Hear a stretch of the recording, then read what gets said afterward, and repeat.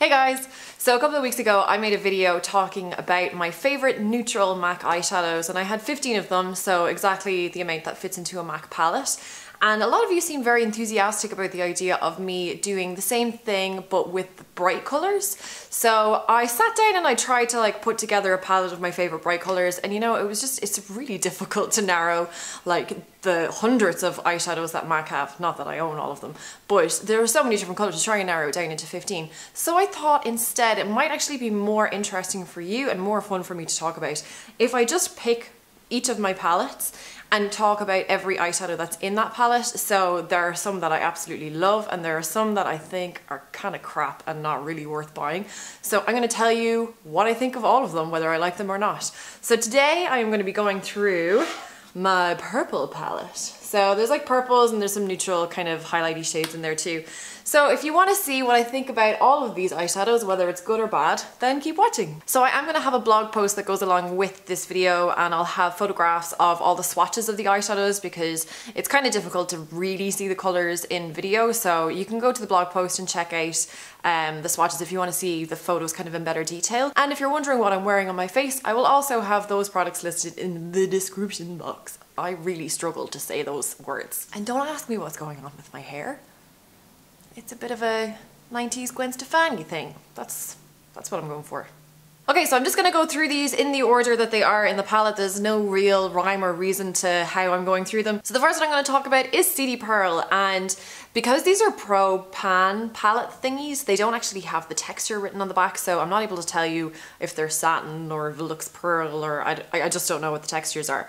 But I will describe them as best I can. So Seedy Pearl is kind of shiny, but not very, very shiny. It is ever so slightly duochromatic in that when you put it on the skin by itself, it is very, very subtle, but if you layer it on top of a colour, the colour comes out an awful lot stronger. And the colour of Seedy Pearl is kind of mother of pearl, but without the teal colour that mother of pearl has. God almighty, why can't I talk properly? Really lovely colour. I use it for highlighting the inside corner or just layering on top of a darker purple to give a slightly pearly pinky shine. Yeah, it's a nice one to have in a purple palette. It's not an amazing, beautiful, oh my god, you have to own it kind of colour, but it's a nice one to have to kind of be able to alter the colour of other eyeshadows you have. The next one is called Creme Violet, and Creme Violet is matte purple with tiny, tiny flecks of gold shimmer going through it. And to be honest, this is so much more beautiful in the pan than it is on your skin. It kind of goes a little bit darker on the skin. The matte eyeshadow, it's like it almost absorbs the oil in your skin and it goes a little bit muddy. It's really difficult to blend. It really clings to your skin, and it's really hard to build up the intensity of colour. It is such a pretty colour in the pan, so gorgeous, but yeah, just really disappointing when it actually goes on the skin. I rarely use this colour. The next one is Stars and Rockets, and this is such a gorgeous colour. This is another duochrome. It's quite a sheer blue toned purple. It's like a bluey pink purple, and when you layer it on top of a black or a dark blue or any kind of darker colour, the blue in it really, really shines through. So you get this really vibrant bluey purple with a pink shine. It's gorgeous, really, really gorgeous. If you have black eyeliner just smudged all around the eye and into the lash line, and then just dust Stars and Rockets on top, it just looks like this amazing, really complex smoky eye that you've used 4 or 5 different colours with. But all you've done is one eyeshadow. It's a really great one. And the actual texture of it is really, really soft. So you get really good pigment very quickly and it's very easy to blend. I love Stars and Rockets. Next is FigOne. And FigOne is a completely matte, warm toned or red toned purple. Beautiful, beautiful matte purple eyeshadow. Very, very soft, very, very pigmented, very easy to blend. Gorgeous if you like doing smoky eyes with purples. This is the purple equivalent of Embark, or just one of those dark matte, really pigmented, really easy to blend, super nice eyeshadows. This is a really, really lovely one. Next is Blackberry, and I have a bit of a love-hate relationship with this eyeshadow. It is a great colour because it's purple, but it's not in your face purple. It's almost brown purple, so you can use this with browns, or obviously you can use it with purples.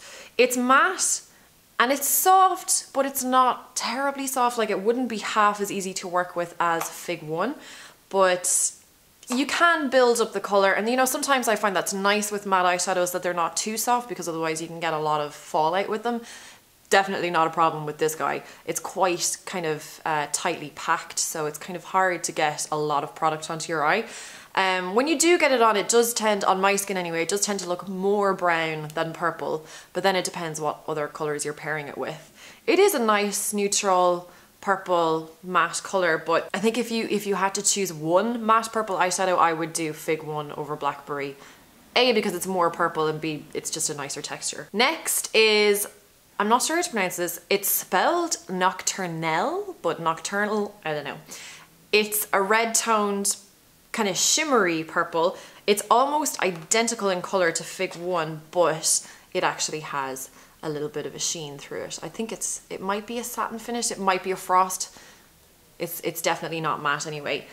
This is, I think, one of the worst eyeshadows that MAC do. I want to love this colour so much because it is such a gorgeous colour. And if the eyeshadow was actually any good, I know I would use it all the time. But it's just, it's so hard to work with. Like, there is zero colour payoff. You can't get the product out. Like, you can see, I don't know if you can see there, I've actually dug a bit out where I've gone in with my nail, like scraped some of the shadow off and then tried to pack it on to get any kind of payoff. Like, it really is, it's rubbish. And it's such a shame because it is such a gorgeous colour, but yeah, just dreadful, dreadful eyeshadow. Next, my Parfaitamour. I love this colour. This is Parfaitamour, in case you didn't get that. It's almost more on the blue side than purple, like it's kind of a cornflower mixed with purple. You could use it with either with blues or with purples. It's very, very soft. It's not massively pigmented, so it is kind of a sheer colour, but it layers beautifully on top of other colours. It kind of has an element of like duochrome to it. It's very, very soft though, so you can actually get a lot of product on there and it blends really, really easily, but it's not like a really opaque colour, if that makes sense. Gorgeous though, absolutely gorgeous to work with. Next is a colour, I think this is actually limited edition, but it's in my palette, so I'm going to talk about it. It's called, what is it called? Sorry, I have a magnet blocking the label. It's called Crystal Cool. As far as I can remember though, this is pretty much identical to another eyeshadow in the permanent collection called Digit. So it's a very, very light, slightly lilac shade. There's no duochrome to this whatsoever. It kind of comes out like a frosted white with a slightly lilac tinge to it. So really, really nice highlight for the inside corner or to blend out the edge of an eyeshadow if you are doing a purple smoky eye. It's not massively pigmented, so you just get like a little bit of a sheen with a hint of a lilac. It's not a very, very strong or opaque eyeshadow. Yeah, I could take or leave, you know. Next is an eyeshadow that I think was one of the first eyeshadows, like not a pigment but an eyeshadow that I bought from MAC, and this is my second one because I used the first one up because I was so obsessed with it. I've since kind of moved on from my obsession with purple eyeshadow, but this is Beautiful Iris. It looks, when you compare the two, like they are the same eyeshadow. This is the last one I was talking about, Crystal Cool. Beautiful Iris is different though. This is, how would you describe it? It's sheer but pigmented, if that makes sense. The colour is strong, but it's see-through. So this works really, really well on top of eyeshadows because you'll see whatever eyeshadow is on underneath kind of coming through it, and it just gives this lovely bluey purple tinge. Next colour, not purple at all, but it is in my purple palette, so I'm going to talk about it. It is Typographic. And Typographic is very, very, very, very dark grey. It's almost black, but not quite black. This eyeshadow is 10 million times better than Carbon. It is so soft, so pigmented. When I swatched this earlier on, like one swipe, that's what you're seeing on the skin, is one swipe, and you can see how dense and opaque and dark it is. Really easy to work with. You do get quite a bit of fallout with this one because it is so soft, but if you want like really intense, dark, smoky, like into your crease or along your lash line, Typographic is so much better than Carbon. Next is a colour I actually talked about in my last video, in my neutral eyeshadows video. but I usually keep it in my purple palette, so I'll just briefly go over. It's Shale. So Shale is a very, very neutral grey purple. You can wear Shale with browns, whoops, and there it goes. You can wear it with purples, great on mature skin, great for brides, really neutral. Shale is a great name for it. It's kind of slaty, purpley grey. Use it all the time. Next is a colour that I used in my last tutorial, which if you haven't seen, I'll link to you down below. It's a Camilla Bell inspired makeup tutorial, and it is called Quarry. So in comparison to a lot of the other eyeshadows that I've talked about, Quarry is more on the brown side than purple, but there is definitely, I feel like it fits into the purple palette better than it does into a brown palette. It's kind of like a, how would you describe it? Like dusty, pinky purple. Actually, I used these two eyeshadows for the last tutorial. So you can see this is Blackberry. So they both have that very similar brown purple tone. So if you want to experiment with purple, but you don't want to go crazy purple, these two, Quarry and Blackberry, are good options because they're still neutral, but they're just a little bit more interesting, a little bit different to brown. Quarry is totally matte. It's quite tightly packed. So again, quite hard to actually build up intense strong color, but again, I don't necessarily think of that as a bad thing with certain colors. Like something like this, I usually use as a blending out color or like a gradient color, whatever you want to call it. And with colors like that, you don't want it to go on so strong because you want to be able to build up a very subtle kind of gradient of color. And I think it's easier to do that when the eyeshadow is kind of tighter packed. You're not putting too much product on. I am talking about this for way too long. Basically, really nice, neutral-ish purple. Next, I just have some kind of highlight shades. So we've kind of almost moved on from the purple now, but they're in my purple palette, so I'm gonna talk about them. This is Floof. Floof is, you know, it's just one of those colors. There's not really many ways you can describe it. It's a frosty, very pale pink. It almost looks white when it's on, but there is just a tiny bit of pink in it to warm it up.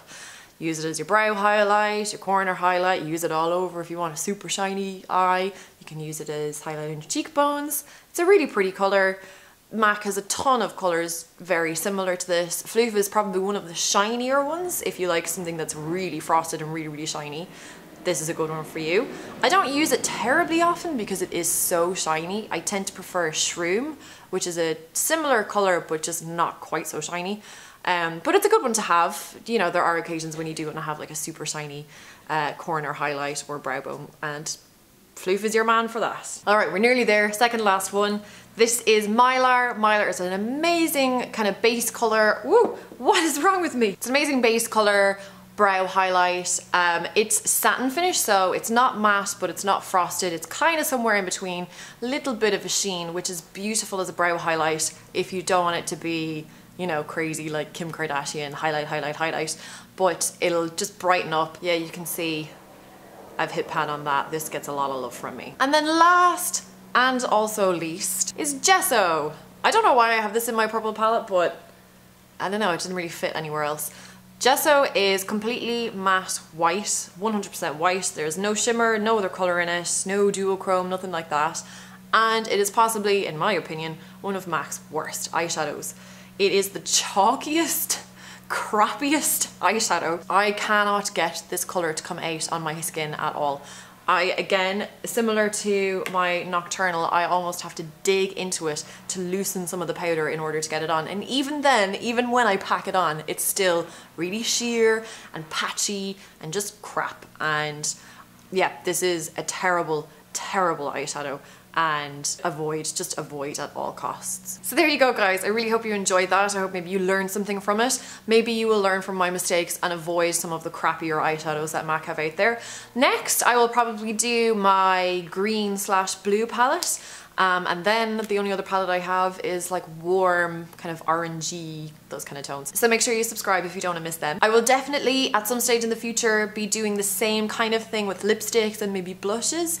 So I think it's just nice to know other people's opinion of whether something is good or bad. I've said it before, but I know how overwhelming MAC's range is and how confusing it can be when you're in store trying to make a decision. If you did enjoy the video, don't forget to give me a thumbs up and maybe subscribe if you haven't subscribed. If there's anything you would you'd like me to talk about in future videos, just let me know in the comments down below.